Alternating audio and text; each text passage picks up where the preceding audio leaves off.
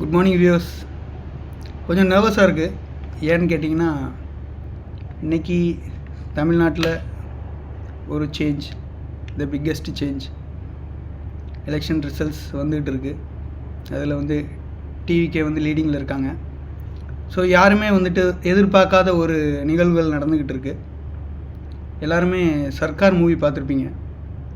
So அந்த படத்தில் என்ன நடந்துச்சோ கிளைமேக்ஸில் அது இப்போ ரியலாக நடந்துகிட்டு இருக்குது. ஏதோ ஒரு பேரலல் யூனிவர்ஸில் இருக்கிற மாதிரி ஒரு ஃபீல்.